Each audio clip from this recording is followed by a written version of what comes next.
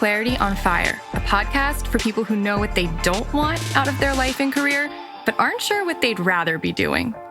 In a world where it's easy to exist, but hard to feel alive, we, Kristen and Rachel, 2 certified life and career coaches, are here to help you cut through the information overload, get unstuck, and focus not just on how you can have a career you're passionate about, but how to create a whole life that feels fulfilling.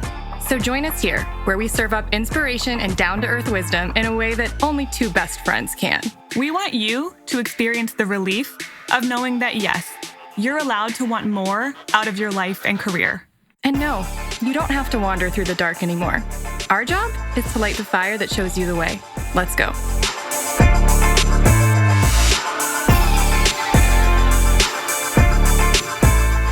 It's my favorite season.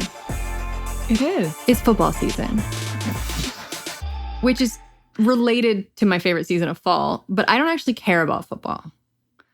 Like, I feel like I grew up in a family that loves football. My brother played football all throughout, Little League and high school. My dad coached my brother's Little League teams to great success. Multiple back-to-back champions. You have a lot of athletes in your family. Everyone except me, to be clear, true. Is an athlete. And we went to a huge college football town. That's when I started to love football. I really actually I managed to go to a lot of football games over the years, like Little League, high school. You never college cared. football. Never really learned how to play it either. Like, generally vaguely understand downs and like 4 of them, right? And oh no. There are 4. Yes, but you had to there's clarify. 4 of them. Right. And then there's like 7 points for a touchdown. And then, Actually, a touchdown 6. Oh, that's right. You got to get that extra point. Exactly. Right. So, yeah, I didn't learn a lot about football, but I'll tell you one thing. I love Friday Night Lights. Oh, yes. Oh, my goodness. The show, particularly. There's the movie. There's a movie. Yeah. No, I'm talking about Kyle Chandler. Yes. And Connie Britton. Oh, I'm talking about gorgeous Friday hair. Night Lights. I love Friday Night Lights. If you haven't watched that show, do yourself a favor. A real big favor. Watch Friday Night Lights. Oh, there's Matt Saracen. I think like it might underdog be time quarterback. for a rewatch. I have to save it. It's I think I need to save it for a time in my life when nothing will save me but Friday Night Lights. Tim Riggins? Are you kidding? Oh my God. I know. So, are you and I the platonic Coach and Tami Taylor, by the way? Oh. Maybe we are. Oh, I like this analogy. Because they're really relationship goals. Like, of For any sure. top tier fictional relationship goals. Oh, yeah. Friday Night Lights. Okay, I'm talking about this for a reason. I'm not just like randomly bringing up Friday Night Lights. I don't know what the reason is. She purposely did not prepare me, so I'm riding this wave with you guys. This show will make you fall in love with the idea of team sports and football because it has so much heart, and it's about underdog. It's kind of like, it starts off as an underdog story because everyone loves an underdog story. Well, obviously. And so I was thinking, like, in Friday Night Lights, what happens when they're down and it's like they're going to lose and it's the 4th quarter, is that they'd be in a huddle and Coach Taylor would give them an inspiring pep talk. Oh, always. And he would, and how would them up. Okay, but how would it end? How would it end? Oh, hold on. Kristen can't remember because she's so bad at being put on the spot. He would say, clear eyes, full hearts, can't lose. Yes. So that's what I'm calling this episode. I'm calling this episode Clear Eyes, Full Hearts, Can't Lose. Which doesn't really make sense as a football motto. Like, I don't even know what it really means. You know what I mean? It doesn't have like, it hasn't, when you hear it, you get it in your gut, but you don't understand it. You don't intellectually immediately process what clear eyes, full hearts, can't lose means in a football context. Yeah, even though you're like, yes, I feel it. But if I paused and asked, what does that actually mean? You might not know. But the way I interpret clear eyes, full hearts, can't lose is that if you go out and you leave it all on the field, like you stay, you're not clouded by wanting to win or wanting the other team to lose. You're just out there for the love of the game and you're doing it because this is what you love to do. And no one loved football more than Coach Taylor. No. Then you can't lose. Like, if you're doing it for the love of the game, then you can't lose. Yeah. It doesn't matter if you lose the game, you're still winning because you're doing something that you love. Yeah. And of course then obviously they would win because it's TV, it's scripted drama. Right. And you would cheer. Like, I've never been more invested in a football game in real life than I have, like, watching Friday Night Lights. Like, did you learn the rules for Friday Night Lights? No, I don't care about. I could care less about like what's happening. Like, I only need you don't need to understand football to love Friday Night Lights. You can just look at the scoreboard and see who's winning. Exactly. That's all you really need to know. You probably would appreciate it more if you understood football, but you don't. You definitely don't need to. Because then you're like, this is the huge third down, and it's even more. But right. Yes. But you kind of get it in context because like the characters are like stressed or they're right. Like, you don't need to understand. Okay. But I feel like we are in I don't know what got me thinking about this the other day, but I feel like, I don't know if everyone agrees with me on this, but we are in the literal fourth quarter. Of the year, yes. Yes. And it feels like we're the underdogs. Yeah. There's some underdog fourth quarter energy happening right now. And I am a coach. I'm not Coach Taylor, but I am a coach. And I feel like we need a little bit of a clear eyes, full hearts, can't lose pep talk to get us, whether or not we lose the game, whatever game it is that we might win or lose by the end of 2020. It doesn't have to matter. But I think we need to be reinvigorated a little bit about the love of the game, which is the love of life. Okay, yes. And I want to use clear eyes, full hearts, can't lose as a starting place. Yes, please. Go ahead. So, Kristen did literally not know what we were going to talk about until I hit record. I told her I didn't want to talk about it because I wanted her to have a genuine reaction to me bringing up Friday Night Lights. Which is why you're hearing so many ohs and like nostalgic sounds for Friday Night Lights. Oh, I love that show. Clear eyes in this context to me means we got to be clear on like what even is the intention, right? Like, why are we here? What are we doing? Because in the football game, it's like you think the goal is winning. Is that really the goal though? Is that really why you're there? No, if your goal is you love to play. You love to play. You love your teammates. You love the game. You love seeing yourself reach its new potentials and new limits. You love trying. You love growth. You love self-challenge, right? There's a lot of things. So clear eyes, like, let's redirect what really matters. Yes. Reprioritize. It's not the external stuff. Yes. Full hearts. This is like, I'm putting skin in the game here. Yes. If you don't have a full heart, you're only half in. And so no matter what happens, you don't care that much. And you know what that feels like. It's vulnerability. Full hearts equals vulnerability. Yeah. I'm in it and I don't know where I'm going and it's scary and I might get let down.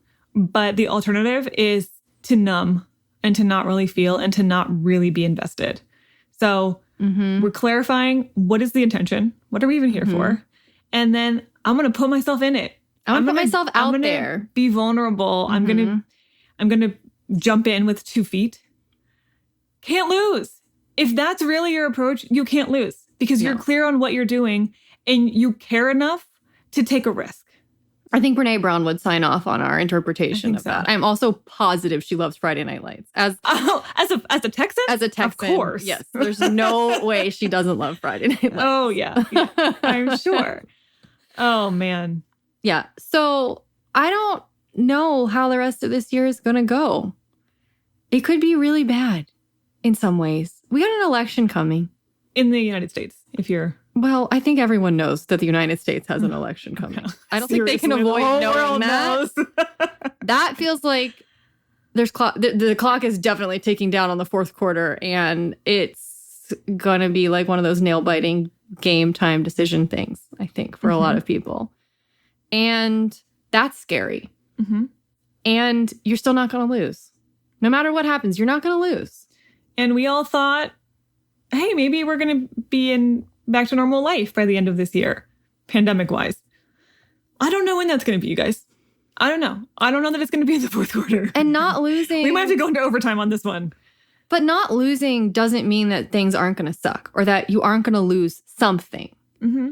But not losing means that you're not going to have done something wrong. That you're winning because you're living life. And this is what life is a series of ups and downs. And unpredictable. That's what a football scenarios. season is. Yeah. Is a series of ups and downs. And sometimes you make it to the state championship and sometimes you lose and sometimes you win. And like, that's not the point. The point really isn't the destination, unfortunately. The point is and every team wants to win every game in every championship every year. Wouldn't that be so boring though? That's why we love an underdog go watch games? If you always knew who was going to win.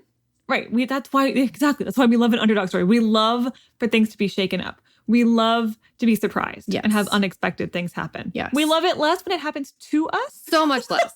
So much less. But we do love it in a story context. But it's like, why don't we put your life in a story context? Mm-hmm. This is the thing. Like, I love Friday Night Lights so much because it genuinely made me like cheer for them when they won. And it made me cry when like there was heartbreak. And I think I get equally invested with any really good movie or especially TV show because they last longer and you get more invested in the characters. Mm-hmm. And it would be unwatchable if nothing ever went wrong and there was no like nail biter moment in the fourth quarter, so to speak, or that you just like they just are so happy all the time. So in those moments where you are like in a nail biter moment or you are in that like I have hit like losing Ruth Bader Ginsburg. Oh, in the fourth quarter.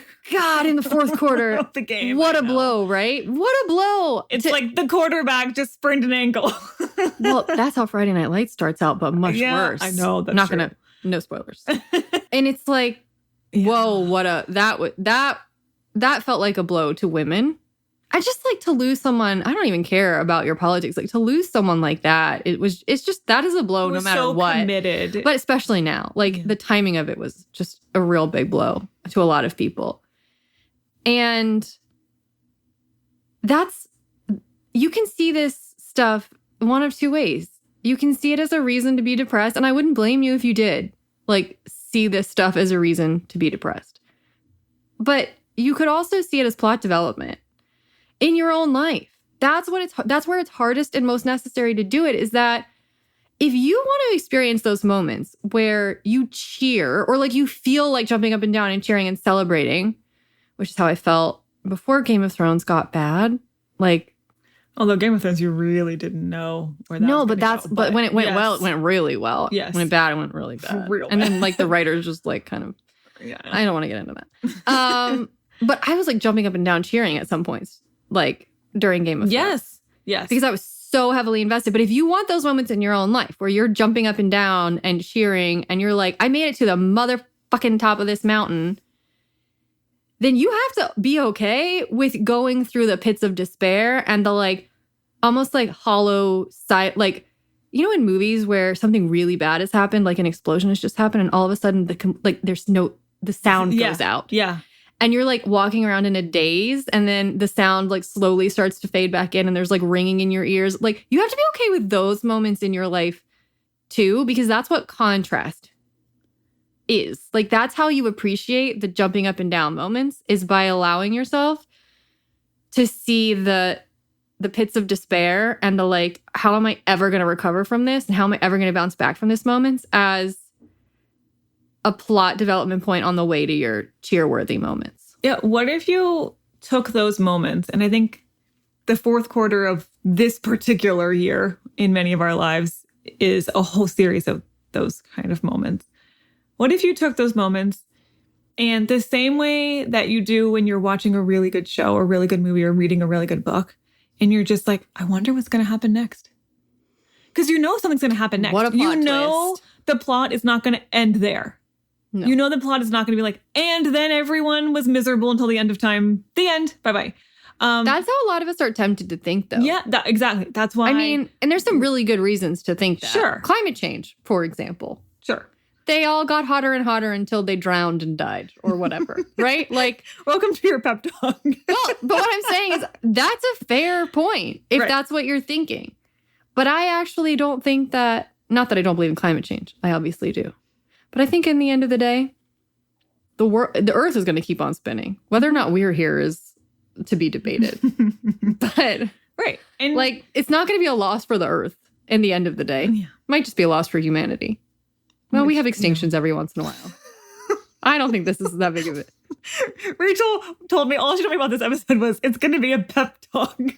I don't know how well that's working. Whatever.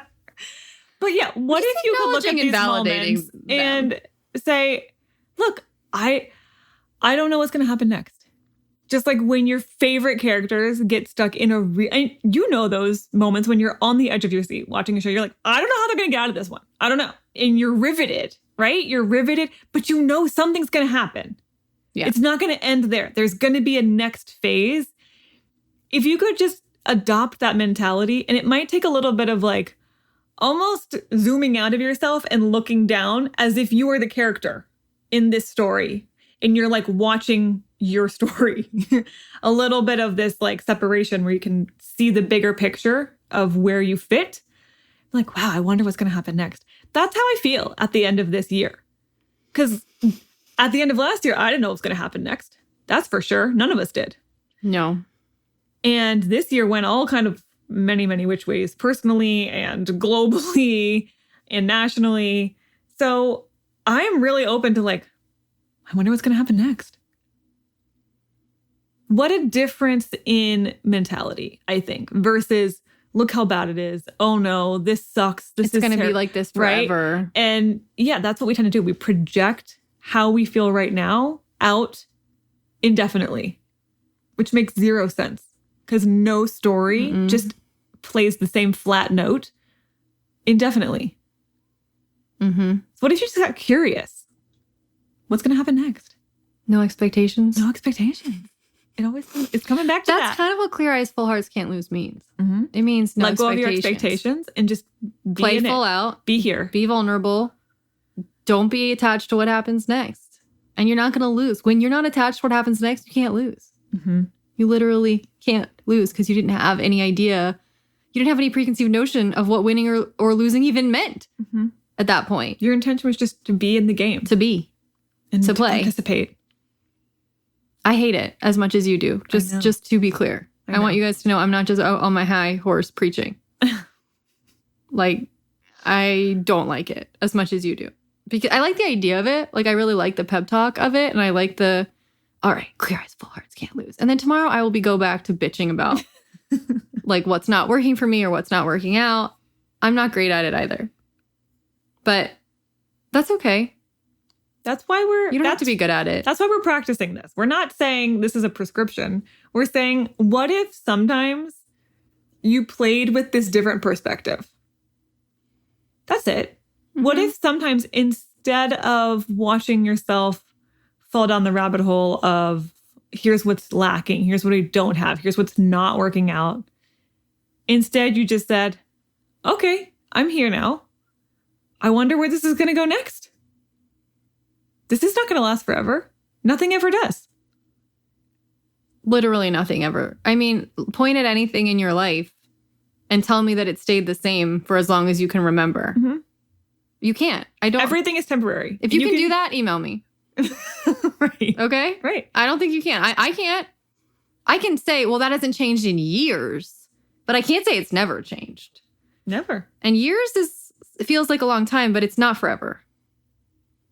So you might be down and it might be the fourth quarter, but like, the game's not over yet. And you know what happens in a football season? You lose a game, there's another game. You lose a whole season, there's another season. Yeah. It's never over. Football never ends. Football will never end. Texas I really don't forever. think. Even with all the stuff going on with football, medically. No. I don't think it's going to end for a long time. Football's not going to end. Not in my lifetime, I don't think. You can still win. And even if you lose, you'll still win ultimately. Like, don't write it off. Don't write this season off yet, is what I'm trying to say. Yeah. You can come back. Yeah. And even if you lose the game, doesn't mean you can't come back. That's not even the point. That's not right. That's not what I mean by a comeback. I don't mean that you can just win this game. You might be able to win this game. But you can still win at life. Win at football. I want to hear some of our very avid football fans. weighing in I on don't this. know how many we have. I don't think that's definitely not our target demographic. I think you'd be surprised. There's probably a few for sure. Yeah. But I don't think most. It's not who we would typically target our, if we were cultivating ads, that we wouldn't be like, give me the football people. No, probably not. But there's overlap. So, I am not a football coach, but I am a coach. And you don't need a football coach, but you might need the type of coach that Kristen and I are. And we're not one person, are. And it is the fourth quarter, and you might be feeling down. So if you need a coach, well, I can do that. Yeah, if you're having trouble coaching yourself when you're down in the fourth quarter, everyone does.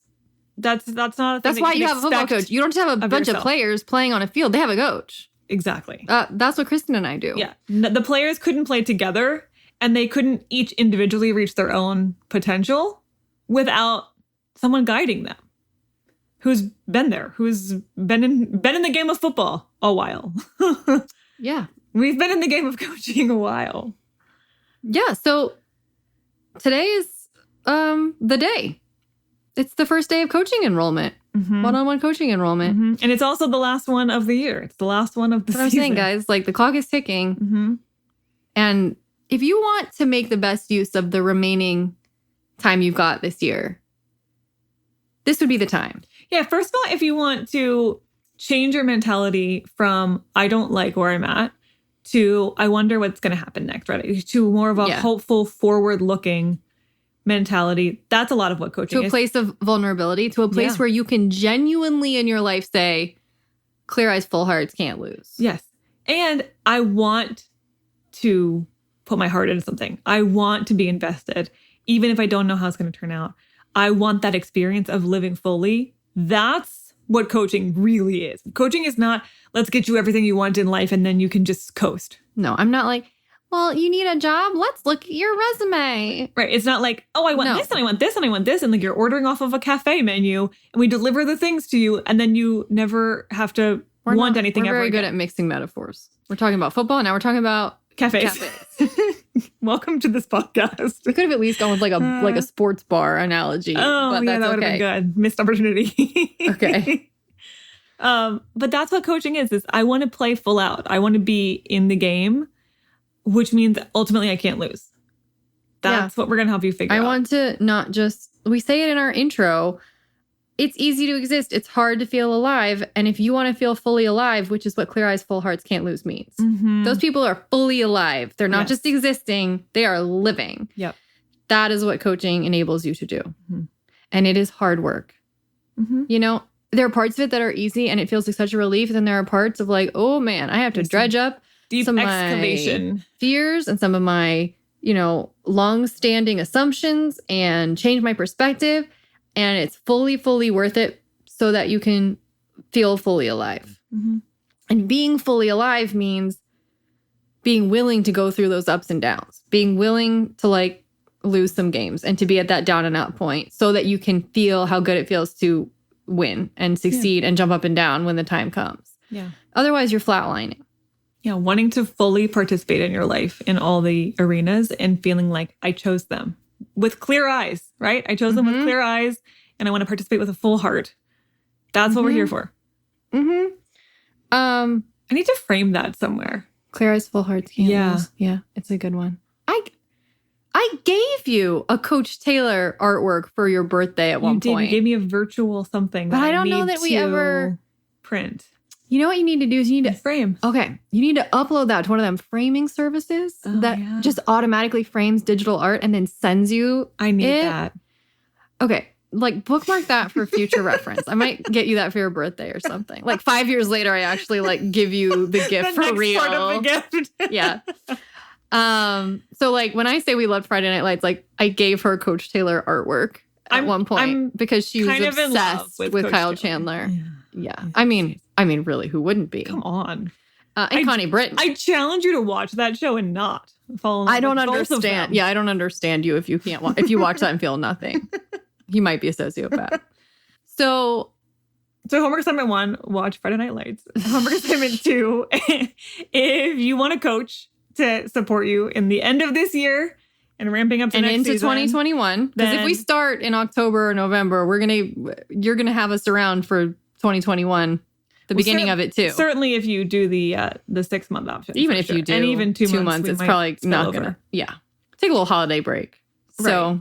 yes, right. Then today is the first day that we are officially opening enrollment.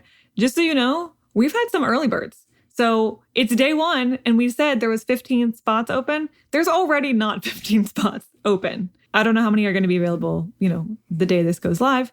But just know there are limited spots. We're opening this enrollment for 10 days, I believe it is. Till the next Friday, so the 16th. Yes. So, we're planning to keep the enrollment open that whole window, but our calendars are already slowly starting to fill up. So just be aware of that. Link is in the show notes, or you can go to clarityonfire.com. You can go to the Work With Us tab. One-on-one coaching is an option, and you can check it out. Fill out a form to sign up to talk to one of us about it. It's not like a sign up and now I am committed. It's I am pretty serious about this, and I want to make sure that this is the right fit. I might have a few questions. I might want to talk it out a little bit.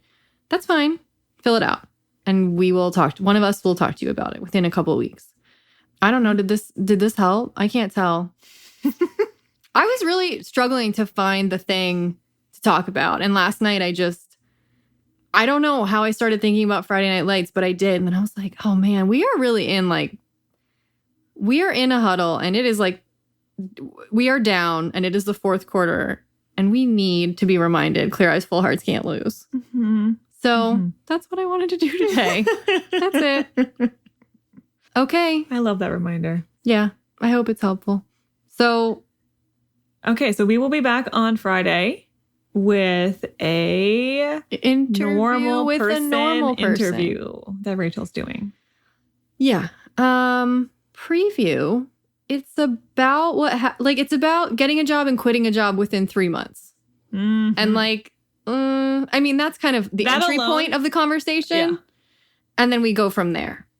But that sentence right there already made some people break out in hives. So that's good. Like getting a job and then quitting it 3 months later. Yeah. So it's going to be good. Yeah. Okay. We will see you then. Bye.